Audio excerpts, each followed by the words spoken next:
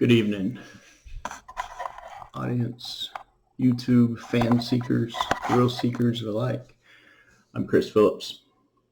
I am the guy doing a video series on dad bod transformation, but also want to be motivational and inspirational and all sorts of things. And some of that might be a little bit of grading to your soul if you are someone who likes to blame other people for your lack of success or your situation in life rather than take ultimate responsibility for yourself. One of the guys that I like to watch, Jocko Willink, he's a former operator of some sort. He says, he has a whole book on it, extreme ownership. So you take extreme ownership for your own situation or mistakes or whatever. If you're a leader, you take ownership of your team's failures, and frankly, you give credit. You give credit and take, but take the blame as the leader. So, just briefly wanted to make a little video here. I came across an Anthony O'Neill little quote on Facebook. It says, "Your competition isn't other people. Your competition is your procrastination, your ego, the unhealthy food you're consuming, the knowledge you neglect, the negative behavior you're nurturing, and your lack of creativity. Compete against that." Well, since the Biden administration has taken office and already started down this trail, what I don't want to have is this channel become political. Although I'm highly biased, I don't want to make it overtly one way or the other. But I will say that there's no need to raise the minimum wage. And this is based on economics. I'm a master's degree student or an MBA student. And I can tell you economically, it is bad for the country and it is bad in general. It's a simple math problem. It's a supply and demand issue. And there is a supply and a demand for labor. And when you put artificial because it's based on the government, either a ceiling, which is below the equilibrium, if the supply and demand crosses like this, your ceiling is below the equilibrium point and a floor is above it. I know it's backwards from what we think of, but that's because it's the minimum. In other words, minimum wage would be the minimum that they can pay you, the minimum price for your labor, or the maximum that someone's allowed to charge. So if the government, I think of Hurricane Harvey, where the government came in and said you can charge no more than $2 for a bottle of water or something like that. So that's why a ceiling is below the equilibrium point and a floor is above the equilibrium point. That said, if you set an artificial price floor above the equilibrium point, you're going to create a surplus of labor at that price point. Small businesses will not be able to afford it. You will destroy small business in our country. Additionally, you will see an increase in outsourcing, an increase in automation, and you will see small businesses just simply go out of business. It is unaffordable. And then in the long run, what happens is everyone raises their prices to be able to pay for that. Businesses don't pay labor, the customers do. That expense, that overhead gets passed on to the customers. So literally everything in our society will get drastically more expensive, but then so will payments, right? Except for now, your companies also, while they can't afford to have as many minimum wage workers, you will never see another high schooler employed again. It will all be, more adults that are low skilled, and everybody will be $15 wage. There won't be very many above that level because it's simply businesses won't be able to afford it. So you are continually having to adapt and then make things more expensive. And in making things more expensive, that gets passed on to the customer. That gets passed on to you and I. That gets passed on to those minimum wage earners who are now we're all getting paid the same. So where are they in their station in life? Did they change anything? If everything is suddenly more expensive and their buying power is no more, you haven't changed anything.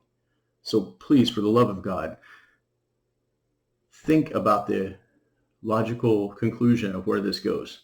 This is not a good thing, guys. Every economists worth their weight will tell you that. This is not a conservative versus liberal. This is not left versus right. This is purely the economics of the situation. It is bad business. Additionally, where I think the government could maybe play a role is in helping, but I don't necessarily, I'm not really for government funding of things, but education and making things maybe easier and more affordable, but yet the more government gets involved, the more programs they have, the more things get more expensive. We just feel like it costs less because you're spreading that cost out to more people. So in other words, you're sharing the wealth. And that's kind of the definition of socialism. So in that, we would do better to push education and to push these people into skilled trades or whatever, make skilled trades easier to get into and more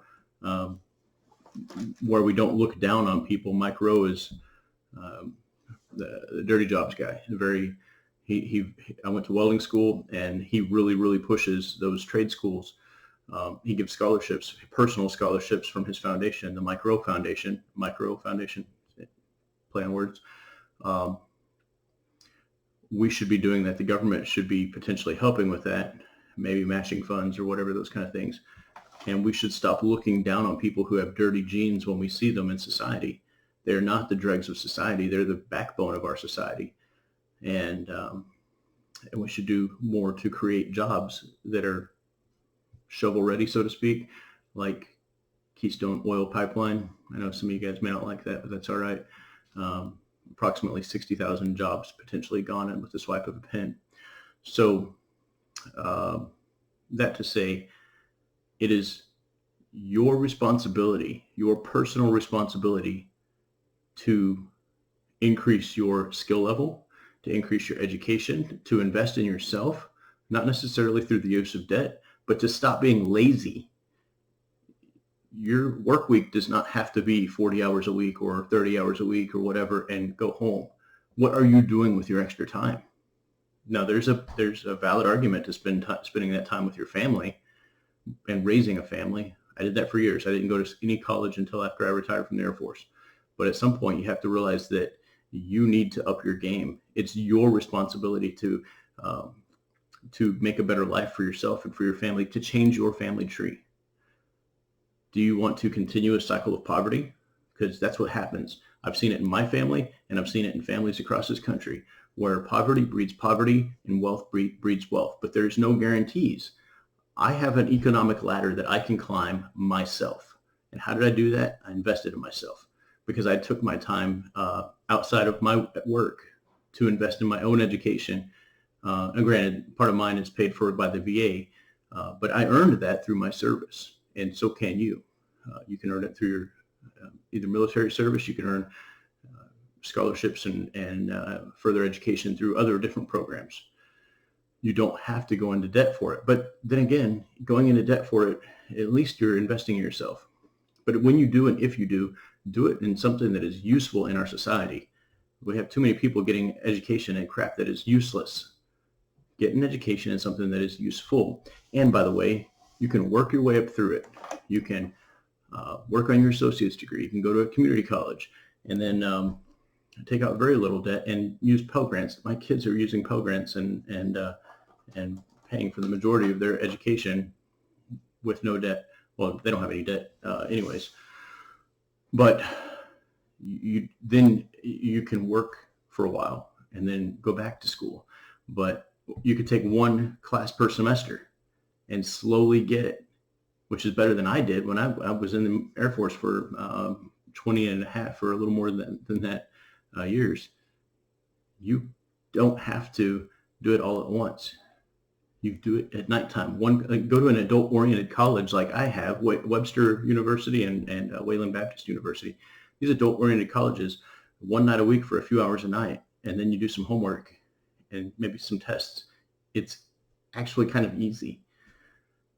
There's no reason to settle for a minimum wage job. And there's also no reason in the world why a burger flipper should earn $15 flipping hour. We don't need this in our society. It's not good for our society, but it's your job to change your life. It's your job to change where your family tree ends up at. You have no choice on where it began, but you have a choice on where it ends at. Now, you think there's privilege in being a white guy? Okay, you might make that argument, but I'll tell you where the real privilege is, because I've seen it on both sides. There's poverty, because poverty breeds poverty, and all of the crap that goes along with it, and wealth breeds wealth. Now, wealthy people, wealthy kids can fall off the wagon, so to speak, and they can choose to fall down the ladder, or they can take the gift that was given to them and use it and better themselves even further. It's your choice. Everything in life is a choice, and everything is about the choice that you make. It's not the choice what other people make. Everything just shut off. Oh no, I hope I'm still recording. My computer just literally shut down. So I'm hoping I'm recording, but if I'm not, oh well.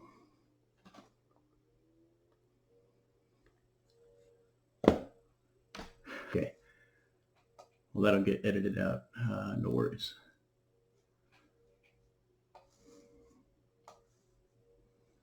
Okay, so, well, regardless, I'll just finish up by saying you need to make your choices in life. Everything is a choice. Literally everything. And how you choose and how you decide is 100% up to you.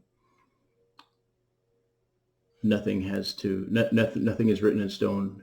Nothing is predestined in your life except for the choices you make. You have free will to decide and choose how to live your life, and you get to make those decisions on your own.